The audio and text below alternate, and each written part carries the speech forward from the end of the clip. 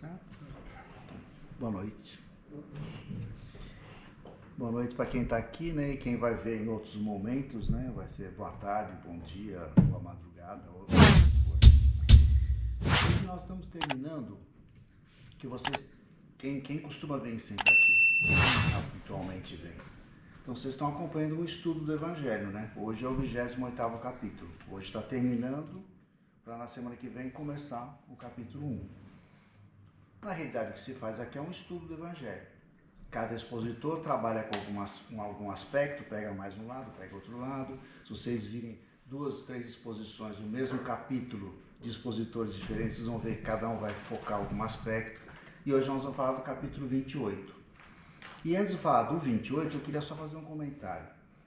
Que, assim, a sugestão para vocês, porque o Evangelho segundo o Espiritismo é um livro que a gente costuma abrir ao acaso, né? A gente quer alguma mensagem, quer saber alguma coisa, abre ao acaso.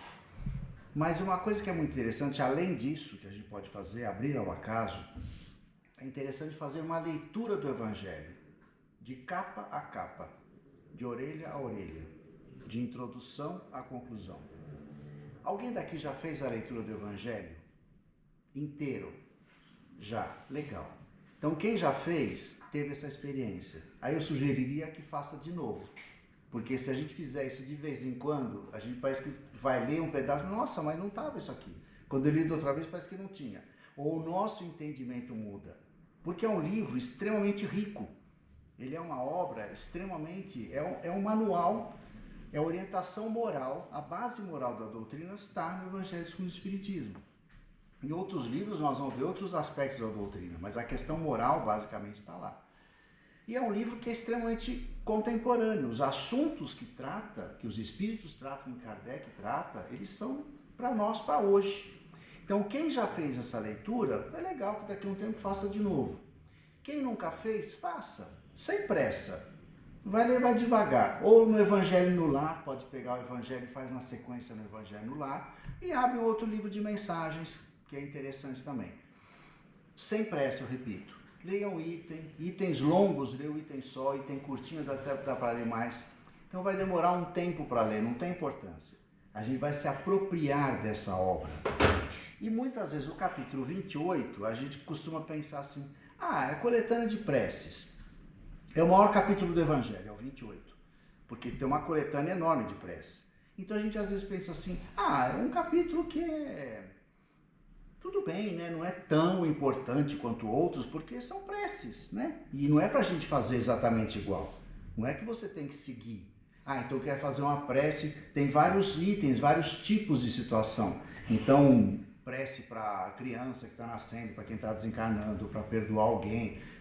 Então a gente às vezes pode até pegar uma prece dessa como modelo numa situação que vai ser útil para a gente. Mas mais do que isso, eu queria chamar a atenção dessa introdução que tem aqui no preâmbulo do capítulo 28. Não se deve considerar, portanto, essa coletânea como um formulário absoluto, mas como uma variante das instruções dos Espíritos. É uma forma de aplicação dos princípios da moral evangélica desenvolvidos nesse livro. Um complemento dos seus ditados sobre nossos deveres para com Deus e o próximo, e no qual são relembrados todos os princípios da doutrina. Parece que a gente faz uma outra leitura desse capítulo 28. Ele fica mais amplo ainda, ele complementa, ele fecha o livro como um todo. Porque são 28 capítulos, né? Do 1 ao 28, o 28º, então ele fecha. O 27 falou sobre prece, é um capítulo mais teórico, explicando o que é o mecanismo da prece, e o 28 completa, porque cada prece, cada situação que é colocada aqui está relacionado com outros aspectos da doutrina. E ele começa, esse capítulo começa, para quem já andou lendo, ouviu recentemente, ele começa analisando uma prece, que é a prece que a gente mais usa. Nós usamos muito nas casas espíritas e outros grupos religiosos também usam muito, que é o Pai Nosso. E até tem sentido a gente usar bastante o Pai Nosso, porque afinal de contas quem ensinou a prece foi Jesus, né? Então a gente vai começar a falar um pouquinho rapidamente sobre as frases, porque o Pai Nosso é uma prece que a gente repete muito, sistematicamente. E muitas vezes a gente esquece ou não presta atenção nos detalhes de cada proposição. É uma prece extremamente rica, extremamente complexa, ao mesmo tempo que ela é extremamente simples, bem típica de Jesus, né? Que como grande mestre ensinava coisas muito profundas de maneira muito simples. Essa é a característica dos mestres. Não falam de maneira empolada ou complicada, falam de maneira simples para a gente poder entender, para todo mundo poder entender. Quem é muito douto e quem não é muito douto também poder entender. Essa é a sabedoria do mestre. Então, para começar, o Pai Nosso. Vamos pensar um pouquinho em cada uma das frases.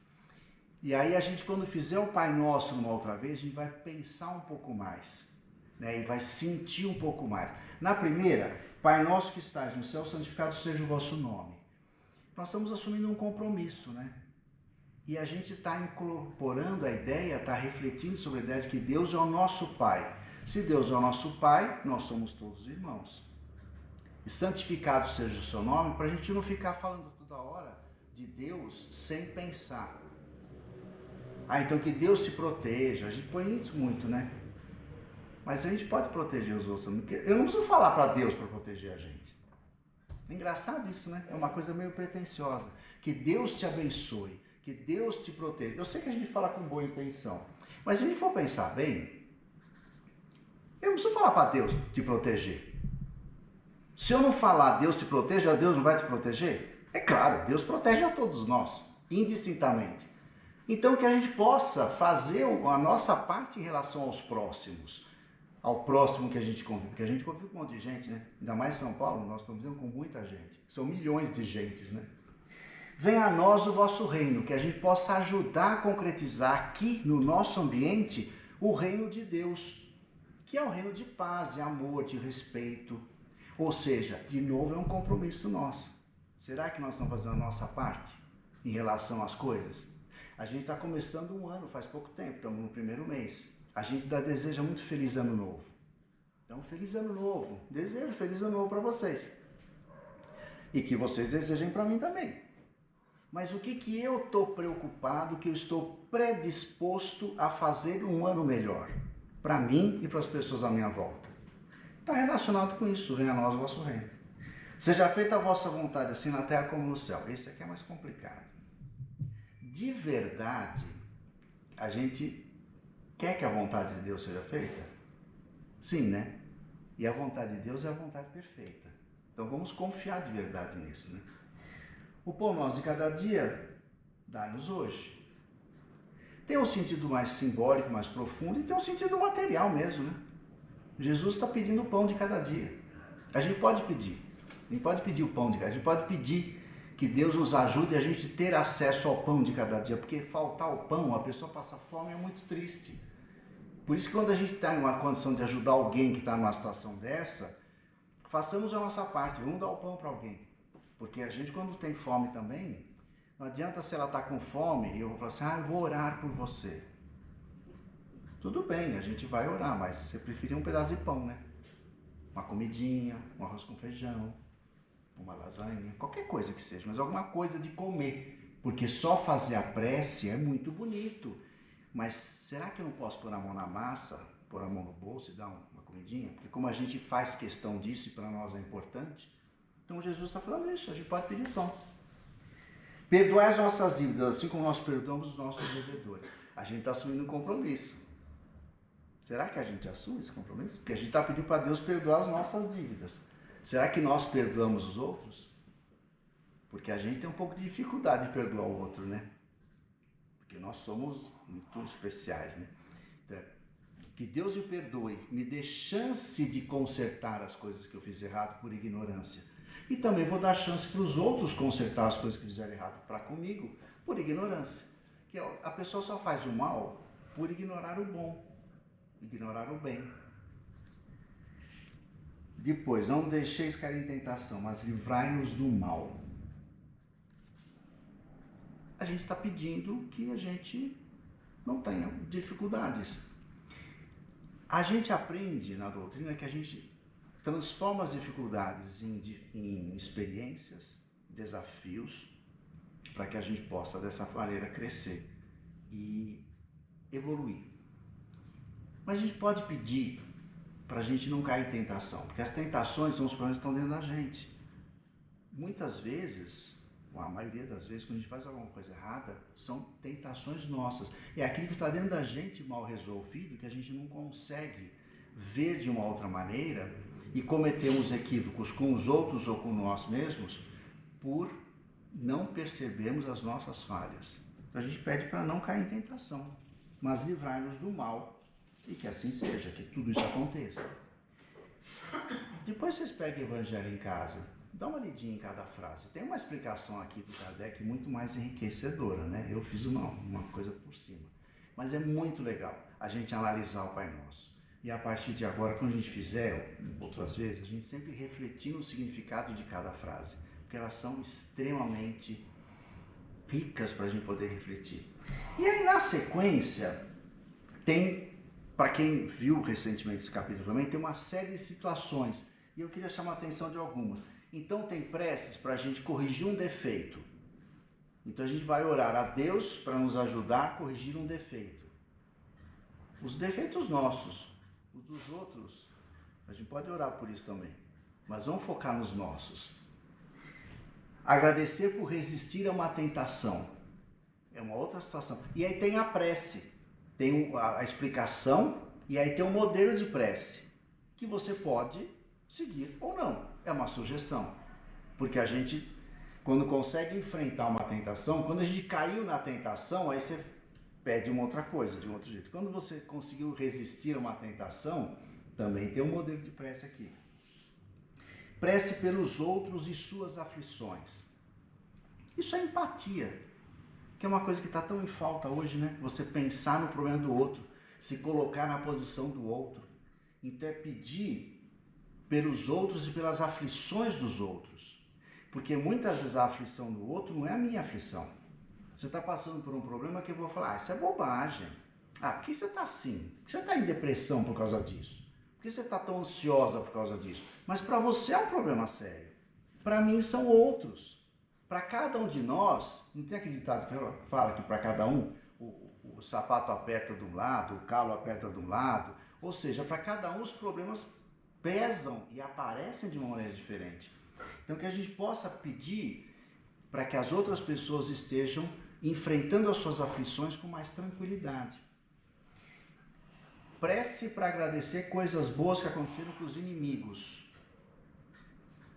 Eu vou fazer uma prece para agradecer por uma coisa boa que aconteceu para um inimigo meu? Eu não. Estou nem aí preocupado com o meu inimigo. Eu quero que ele continue bem longe de mim. Se a gente começa a fazer prece para agradecer por uma coisa boa que eu soube que aconteceu para um inimigo, é um exercício para essa pessoa deixar de ser meu inimigo. Se eu começo a pensar coisa boa para o meu inimigo, ele não é mais meu inimigo. E aí a gente vai estar vendo aquela primeira frase. Pai nosso que estás nos céus. No céu quer dizer em toda parte. Não é que Deus está no céu. Deus está em toda parte. Essa parte de céu dá uma ideia de infinito. Está aqui, está lá, está em todo lugar. Então que a gente possa, de fato, pensar o bem para o nosso inimigo. E aí a gente não vai ver mais o inimigo como nosso inimigo. É um irmão de caminhada que pensa diferente da gente. Porque isso é complicado, né? A gente gostar da pessoa que pensa diferente da gente. Porque a verdade, nós não temos a verdade. A verdade absoluta é só Deus. A gente tem pedaços, a gente tem aspectos, a gente vê um pedaço das coisas. Uma parte da verdade. Então, a pessoa que pensa diferente, ele não é melhor nem pior do que a gente. Ele pensa diferente. E se ele for melhor ou pior, quem vai fazer esse julgamento não somos nós. É Deus, né? Uma prece para um nascimento. Que é coisa mais bonita que o processo do nascimento. Na outra ponta, que é coisa mais bonita também, ou tão bonita quanto o processo de desencarne. Nossa, Francisco, nós somos espíritos reencarnados. Nós tivemos um passado, vamos ter uma encarnação, e quando terminar essa encarnação, nós vamos nos preparar para uma outra daqui a um tempo. Então, fazer uma prece para uma pessoa, para um espírito que está reencarnando, uma mãe quando está gestando uma criança, às vezes a gente vê uma mulher gestante, você sabe que alguém está gestando uma criança, fazer muita prece para essa pessoa e para esse espírito que está nesse processo de reencarnação. porque é uma coisa muito importante. É uma bênção de Deus e é uma coisa linda que está acontecendo. Então fazer muita prece para quem está nascendo e fazer muita prece também na outra ponta por aqueles que estão desencarnando ou por aquele que desencarnou ou que está prestes a desencarnar.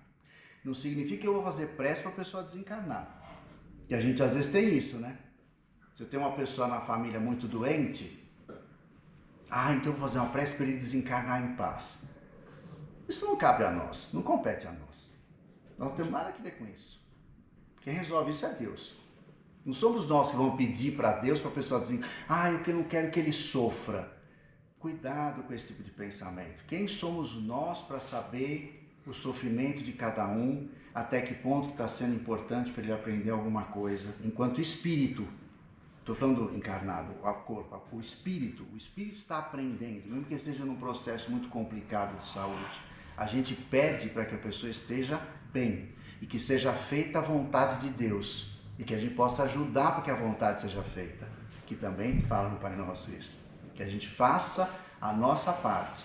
Então orar para a pessoa que está reencarnando, o espírito está reencarnando, para ele ter uma reencarnação muito enriquecedora em todos os sentidos, e aquele que está desencarnando, ou que desencarnou recentemente, que ele possa estar nessa nova dimensão, voltando para essa dimensão, com tranquilidade, com paz. Não apressando o processo, né? Deixa a pessoa desencarnar na hora certa, né? Por um suicida, a gente não vai julgar a pessoa. Nossa, por que ele fez isso? Por que essa pessoa fez isso? Milhões de fatores levam a pessoa ao suicídio. E é muito complicado. A pessoa quando se percebe na espiritualidade que fez isso, também não é legal. Não somos nós que vamos julgar. Então ele vai para o vale dos suicidas. Não vejo que exista isso na espiritualidade. Um vale de suicidas, onde todos os suicidas estão lá confinados. Não, isso é uma visão antiga, a gente chama de inferno. Existem vários ambientes onde na espiritualidade os espíritos se juntam por afinidade. De repente, vários suicidas podem se juntar por algum motivo, mas não que exista um vale dos suicidas, porque os motivos que levam ao suicídio são as formas mais variadas possíveis. Tem pessoas que fazem isso, que pensaram muito ou que pensaram pouco. Cada um vai ter um tempo de reflexão e de revisão do que fez, para perceber o equívoco que cometeu com o seu suicídio. Então não dá para a gente generalizar, cada caso é um caso, e não vão todas as pessoas que fizeram isso para o mesmo lugar.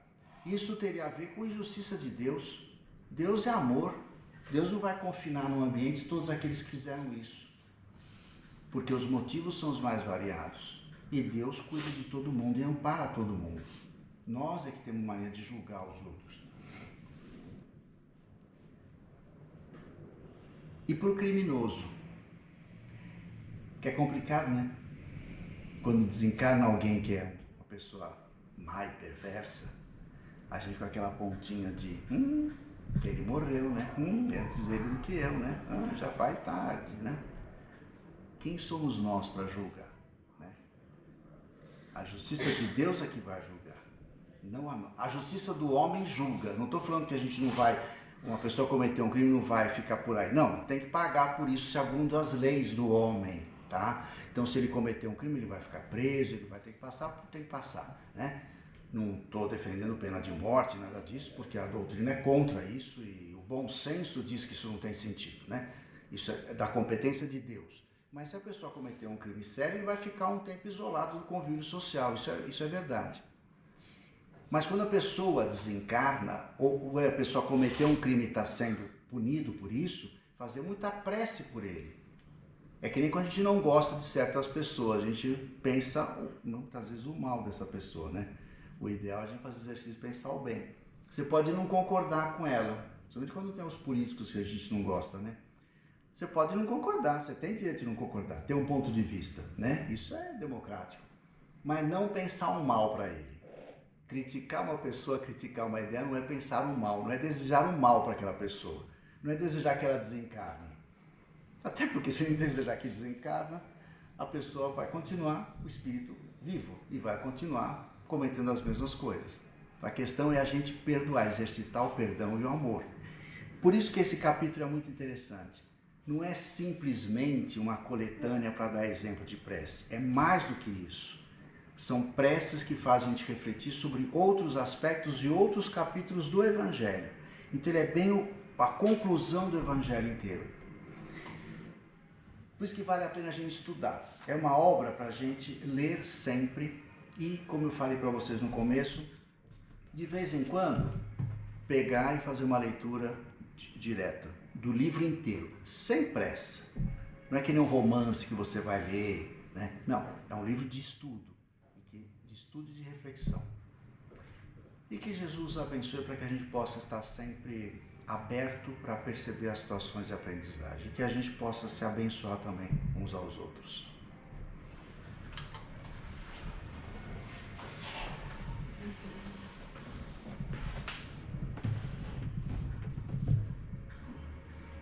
Boa noite, queridos irmãos.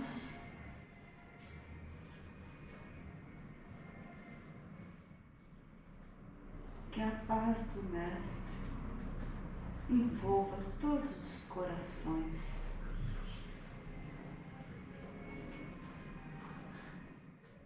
Agradecidos que estamos por estarmos aqui, vamos aproveitando esse ambiente leve, esse ambiente de paz, de reflexão. É uma oportunidade que nos foi concedida e agradecemos. O palestrante da noite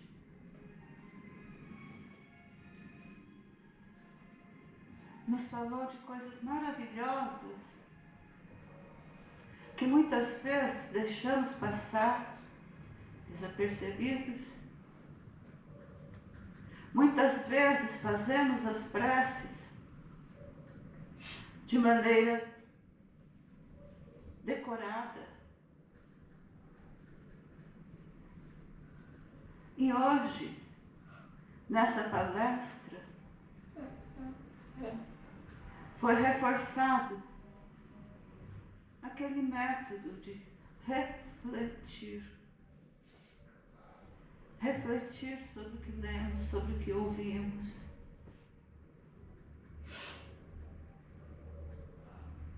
Não julgamos quem mantém o hábito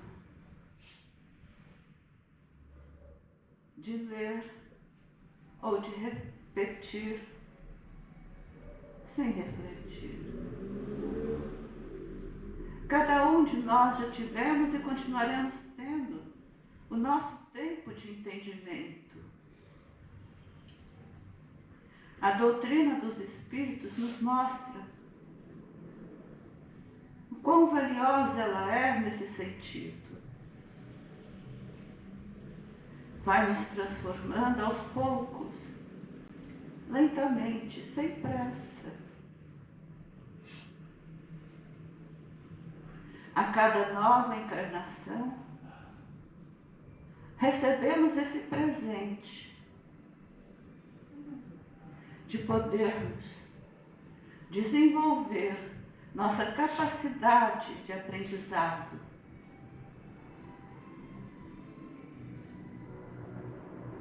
Quando Jesus nos prometeu a terceira revelação,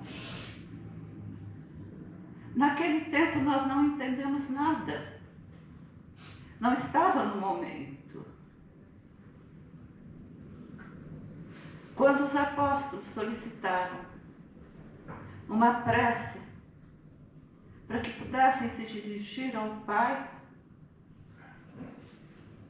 o Mestre Jesus, com toda a sua paciência, com toda a sua calma, com toda a sua sabedoria, reuniu aqueles irmãos e lhes ensinou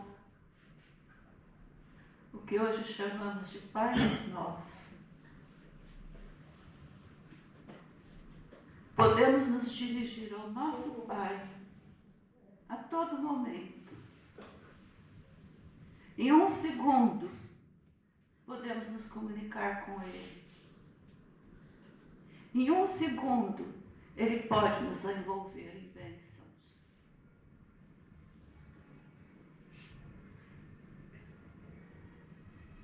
Nos dirigindo a Ele com alegria, com amor, com suavidade. Foi assim que aprendemos com o nosso Mestre Jesus. É assim que vamos colocar em prática, passo a passo.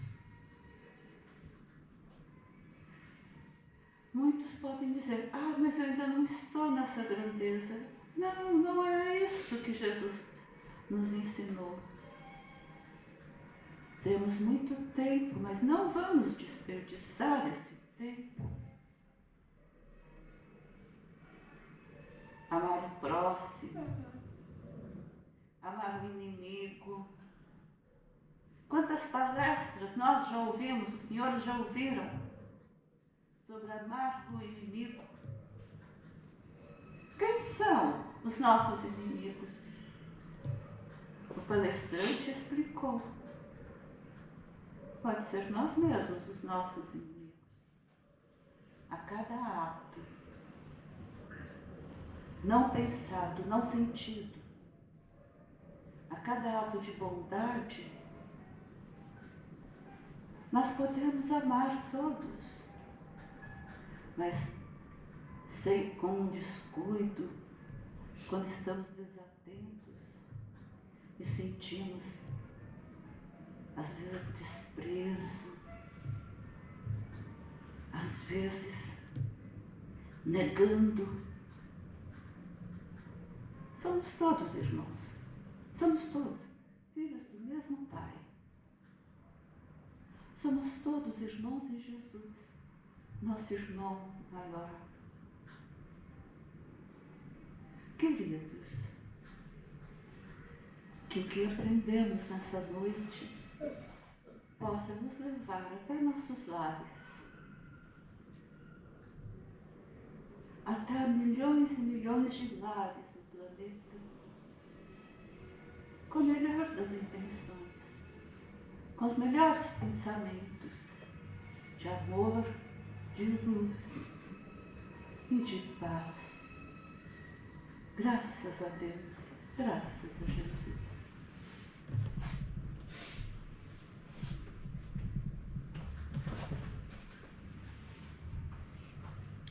Então, agradecidos pela reflexão que o nosso companheiro espiritual trouxe para nós, que nós possamos agora nos ligarmos ainda mais, entramos mais em comunhão de pensamentos com a espiritualidade, para que nós possamos receber e perceber a assistência espiritual que tanto nos fortalece. Que cada um de nós receba aquilo que for importante para o seu equilíbrio e que possamos compartilhar com as pessoas que encontrarmos depois tudo aquilo que de bom recebemos nesta casa hoje. Para facilitar a nossa comunhão de pensamentos, vamos fazer mentalmente aquela prece que Jesus nos ensinou, refletindo profundamente cada uma das suas frases, em cada uma das suas proposições. Pai nosso que estais no céu, santificado seja o vosso nome. Venha a nós o vosso reino. Que seja feita a vossa vontade, assim na terra como no céu. O pão nosso de cada dia, dai-nos hoje. Perdoai as nossas dívidas, assim como nós perdoamos os nossos devedores. E não nos deixeis cair em tentação, mas livrai-nos do mal. E que assim seja. Muito obrigado, Pai, por tudo que recebemos. E que possamos colaborar sempre para que a sua vontade seja feita em todos os ambientes que nós estivermos presentes. Despeça-nos na sua paz e com o seu amor.